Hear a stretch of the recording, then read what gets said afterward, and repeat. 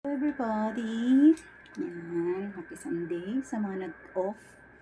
Huwag nyo nang intindihin yung mga kalat ko dyan. Ito yung ginagawa ko, tapos ko na yung trabaho ko. Ano ko noon, hindi saya yata sila magdi-dinner dito. Kaya happy si Lola, hindi busy. Pero kagabi dito sila nag-dinner. Ito siya, tapos ko na yung dadagdagan ko na lang yung handle, mga ganyan pa, lapadan ko para hindi masakit yung balikat. Pero okay lang din kasi hindi naman ito soft din naman siya. Tapos ito yung gamit ko, nylon cord, kaya matibay.